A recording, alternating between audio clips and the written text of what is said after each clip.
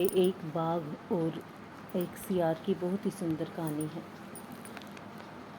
बड़ी पुरानी बात है। जंगल के राजा बाघ और हाथी के बीच बहुत ज़्यादा लड़ाई हो जाती है और दिन रात लड़ाई चली लगातार कई दिन तक। और इस लड़ाई में बाघ मारा गया। बाघ के मारे जाने के बाद जंगल में कोई राजा नहीं हुआ। बाघ की पत्नी अपने छोटे बच्चे को लेकर, और बाघ का बच्चा छोटा था और उसकी पत्नी जंगल में छुप छुप कर कहीं कहीं रहने लग गई। रात के अंधेरे में वह छोटे मोटे शिकार करती और दोनों माँ बेटा खा लेते उसको। और बाघ का बेटा छुप छुप कर रहने लगा और छुप छुप कर रहते रहते ही वो बड़ा हो गया। और छुप कर रहने की वजह से क्या हो गया, वो डरपोक हो गया। और एकदम से इतना डरपोक हो गया कि उसको आवाज़ सुनाई देती खरगोश की, सरसराहट की, तो भी वो डर जाता। अपने बेटे को ऐसा डरपोक होता देख उसकी माँ बहुत परेशान हो गई। सोचती इतने बड़े जंगल को ऐसा डरपोक राजा कैसे संभालेगा।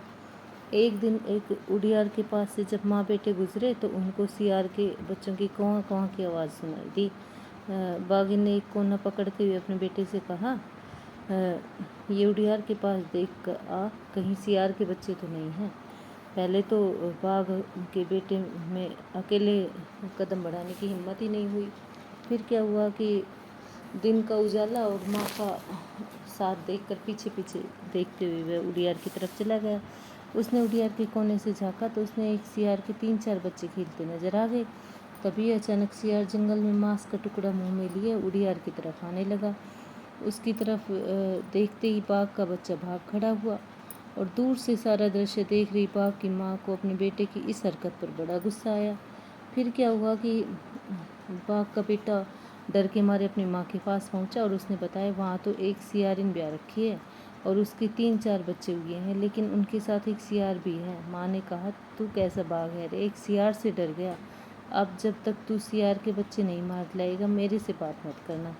इतना कहकर माँ ने उसकी पीठ खड़का दी। फिर बाघ ने क्या किया, बच्चे का पीछा करते हुए आए सियार ने दोनों की बात सुन ली। डरा सहमा सियार उड़ियार में आकर अपनी पत्नी को सब बता देता है। पूरी रात सियार उड़ियार के मुंह पर चांद को देखता पहरेदारी करता है। सुबह की पहली रोशनी के साथ उसका दिमाग काम करता है और वह अपनी पत्नी और बच्चों के उठने का इंतजार करता है। इधर बाघ का बेटा भी इस ताक में रहता है कि सियार घर से बाहर जाए तो उसके पीठ पीछे बच्चों पर हाथ साफ कर अपनी माँ को मना ले। जब सियारिन और बच्चे उठते हैं तो सियार अपनी पत्नी के से उसके कान में कुछ कहता है। थोड़ी देर में उड़ियार के ऊपर आकर के खड़ा हो जाता है। फिर सियारिन अपने बच्चों को पंजे से हल्के हल्के कपोड़ती है, जिससे बच्चे जोर जोर से काँ काँ करते हैं। सियार के बच्चों की आवाज़ सुनकर के काँ काँ सुनते बाघ के बेटे का ध्यान भी उड़ियार की तरफ जाता है।